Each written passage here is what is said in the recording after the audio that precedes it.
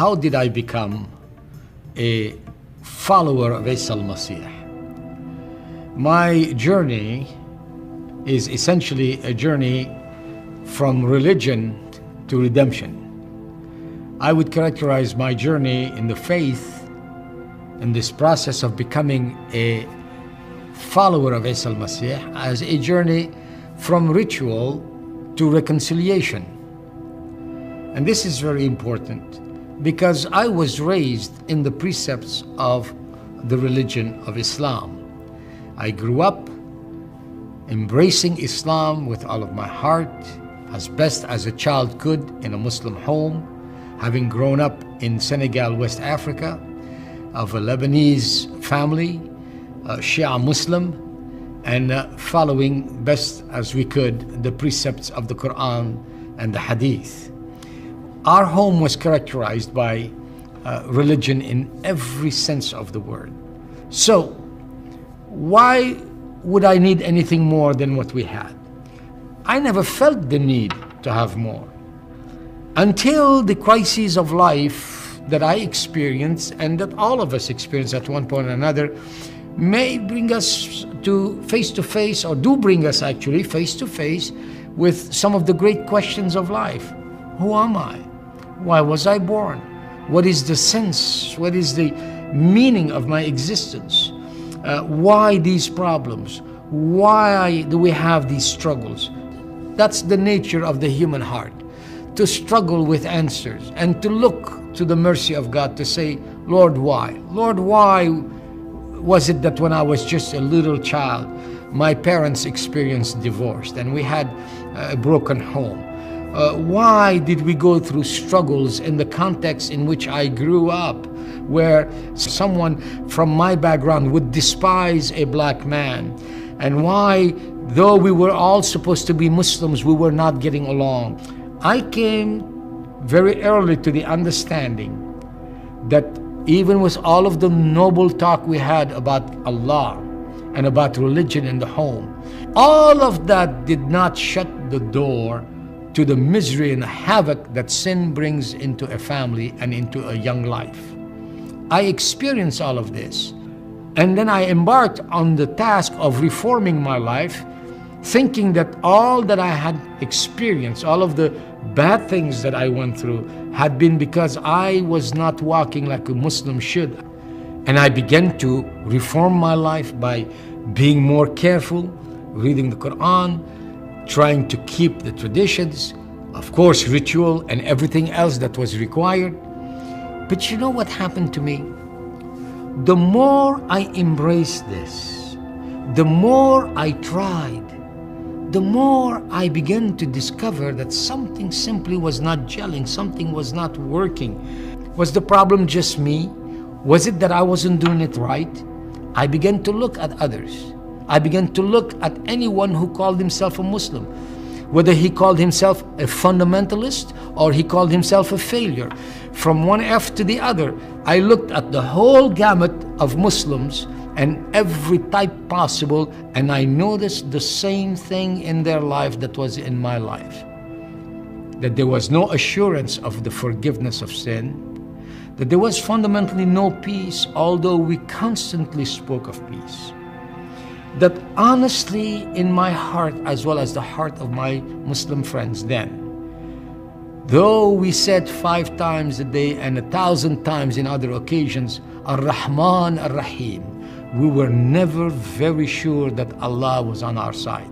We did not know what He decreed for us. Maybe He decreed evil for us. Maybe He decreed good for us. We did not know. We had no assurance of anything. And in that context, the struggle to reform one's life became a lonely one, an arduous one, a difficult one, at which not only I failed, but honestly, all the Muslims I knew were failing at it. We all know how to have a nice facade of religiosity and speak eloquently to issues if we have to. But the truth of the matter is that Allah sees our hearts, and He saw mine, and I looked at my heart and I knew that I was not finding the answer in religion as such. But what is there more than the deen? What is there more than iman? What is there that I needed that would take me to the next level, to the next step? I did not know. Where would I turn?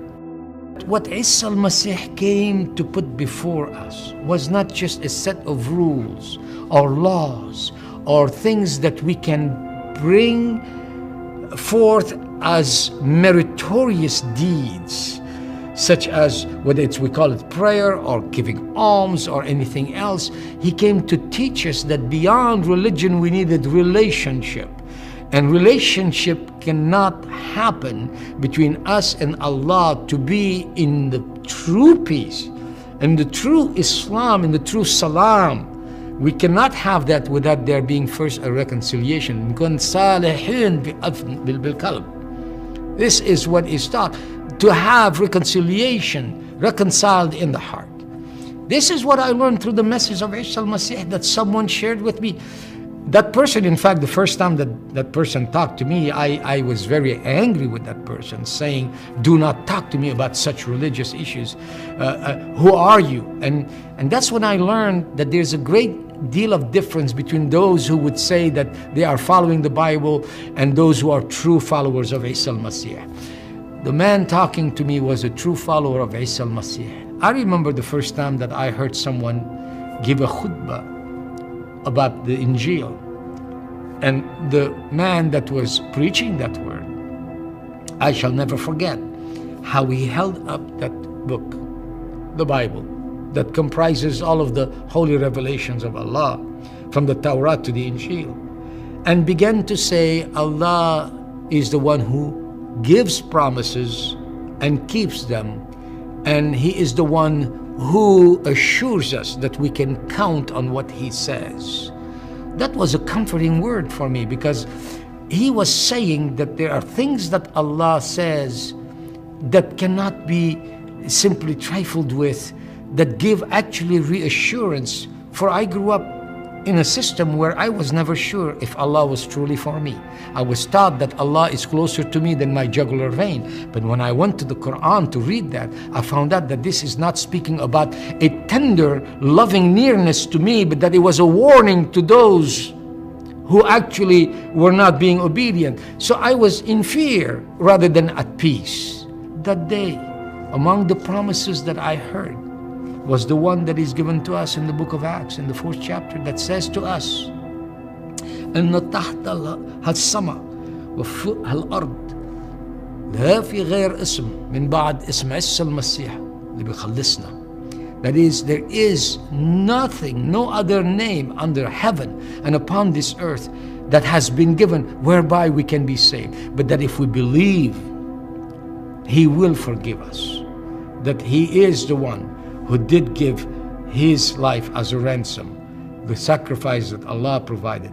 That belief pierced my heart. It wasn't something I was looking for. I wasn't thinking, and thank God this was not an invitation for me, so to speak, to switch religions. That's not what it's about. It's not about religion, it's about reconciliation. This is the message of the gospel of the Injil. This is what Isa al-Masih brings us, reconciliation.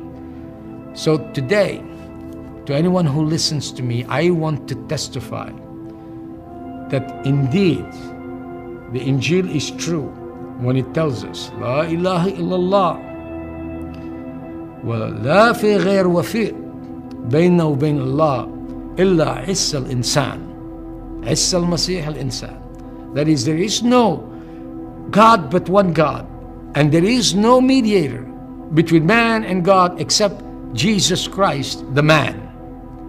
And so that is something today that I want to assure any hearer, that if in faith believing one accepts what the Injil says, you find the solution. My life was transformed by that truth. What I could not find just through the precepts of religion, and it doesn't matter how you call that religion, it could have been any religion. What I could not find through the precepts of religion, I found through ransom, redemption, in the name of Isa al-Masih. I found reconciliation with God that transformed my life and gave me true peace. That is why I want to follow Isa al-Masih, and why I continue to follow Isa al-Masih, and why I proclaim to anyone, please be reconciled with God in the name of Isa al-Masih and be a follower of his.